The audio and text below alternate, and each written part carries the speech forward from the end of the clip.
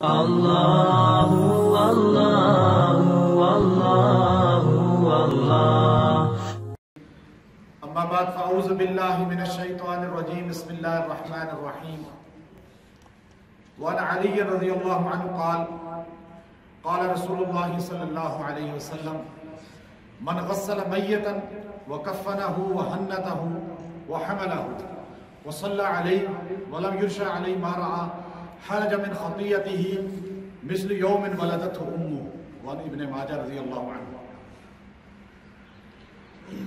ابن ماجہ کی یہ حدیث ہے جو آپ کے سامنے ابھی نقل کی ہے، حضور اقدس صلی اللہ علیہ وسلم کی جامع حدیث ہے، جس کے اندر آپ صلی اللہ علیہ وسلم نے غسل میت کی تلقین فرمائی۔ غسل میت کو دینا آج ہمارے معاشرے میں ایک عیب بن چکا ہے۔ اس غسل کے کیا فرائض ہیں، کیا فضائل ہیں، اور اس کے ساتھ انسان کا اپنا کیا ذاتی کنیکشن اور تعلق ہے، یہ مختصر میں آپ کو بتا دوں گا۔ غسل میت اجر عظیم ہے۔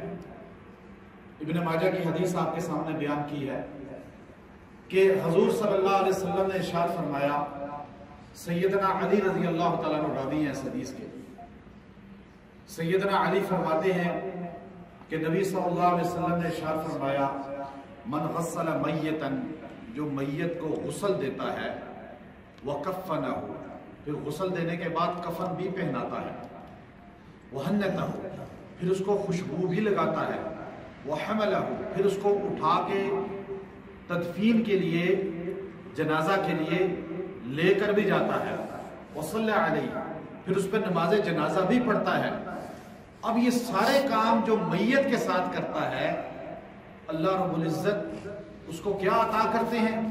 لیکن ایک بات پہلے بیان فرمائی، وَلَمْ يُرْشَ عَلَيْهِ مَا رَعَى، اگر اس نے میت کو غسل دیتے ہوئے کوئی غلطی دیکھ لی، میت کی کوئی خامی دیکھ لی، میت کا چہرہ تبدیل ہو گیا، بعض اوقات مرتے ہوئے، مرنے کے بعد انسان کا چہرہ بدل جاتا ہے، مسخ ہو جاتا ہے، بدعملیوں کی وجہ سے، گناہوں کی وجہ سے۔ ابن منیرہ ایک مولانا قاسم نانوتوی رحمۃ اللہ علیہ کے زمانے میں فوت ہوا تھا، دہریہ تھا، موت کو نہیں مانتا تھا، علماء کی توہین کرتا تھا، دین والوں کی توہین کرتا تھا۔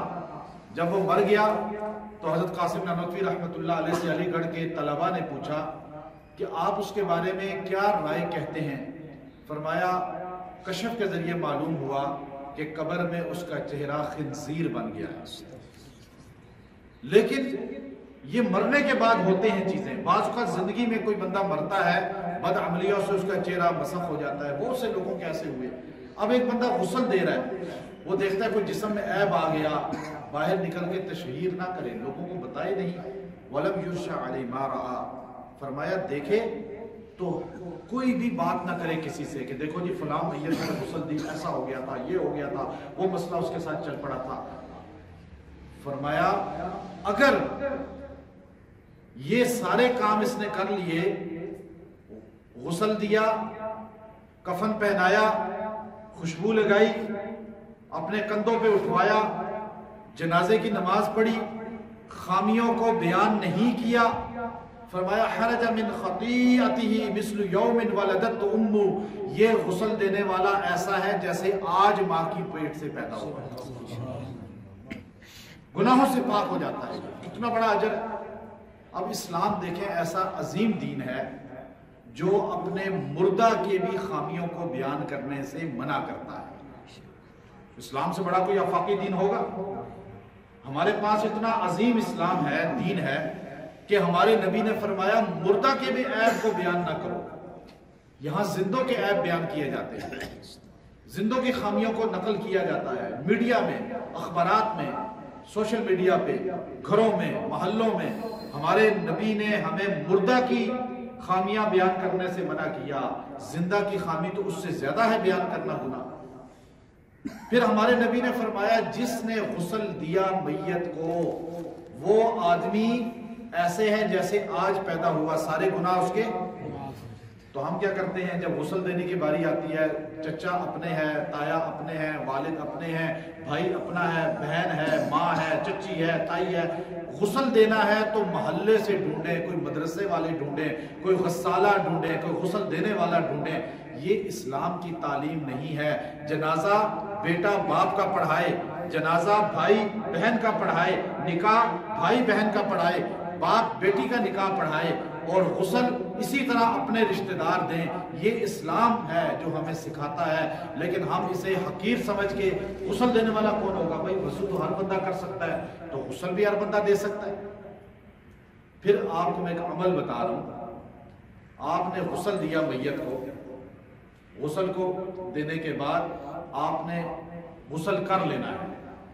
افضل عمل یہ ہے، فرض واجب نہیں ہے، مستحب ہے کہ حضور صلی اللہ علیہ وسلم غسل میت کے بعد، تدفین کے بعد اس سے غسل کروا لیتے تھے، یا غسل کر لیتا تھا بندہ۔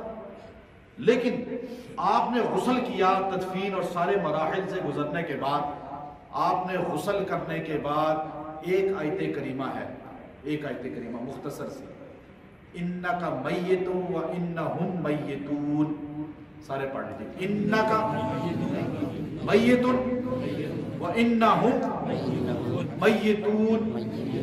اس آیت کو 41 بار پڑھیں بس اس کے بعد، اور دعا کریں انشاءاللہ اس آیت کی برکت سے اللہ آپ کو خاتمہ بالایمان دے گا، اور آپ کے لیے، اس کے لیے جتنا پڑھا جائے گا مردے کے لیے، وہ آپ کے نامہ اعمال میں بھی داخل ہوتا رہے گا۔ یہ آیت کریمہ مختصر چھوٹی سی ہے، اور غسل دینا کوئی اتنا بڑی منطق نہیں ہے کہ آپ پریشانی میں پڑ جائیں۔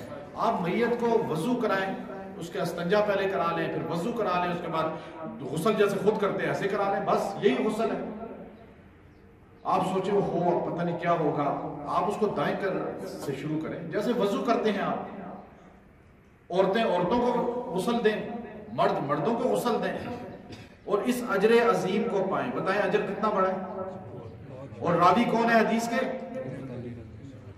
راوی شیر خدا علی المرتضی، اور ابن ماجہ کتاب کے اندر ہے حدیث کی، اور حدیث آپ نے سنی، اتنی بڑی فضیلت سے محروم ہے ہم۔ آپ کو کوئی فوت جی میں غسل دوں گا، اس کے بعد میں یہ پورے حدیث کو سامنے رکھیں تو آپ غسل دینے کے بعد مغفور بن گئے، اللہ نے آپ کو بخش دیا۔ جیسے حاجی کے لیے ہے ولدت امہ، ایسے غسل دینے والے کے لیے بھی ہے۔ 5 لاکھ خرچ کر کے تو ہم وہ سعادت لینا چاہتے ہیں، لیکن اپنے گلی محلے میں وہ سعادت نہیں پاتے، خاندان سے وہ سعادت نہیں پاتے۔ تو یہ مختصر حدیث اور آپ کو عمل بتایا تاکہ آپ اپنے گھروں میں اس کا معمول رکھیں، عورتیں اپنے گھروں میں معمول رکھیں۔ وآخر دعوانا ان الحمد للہ رب العالمین۔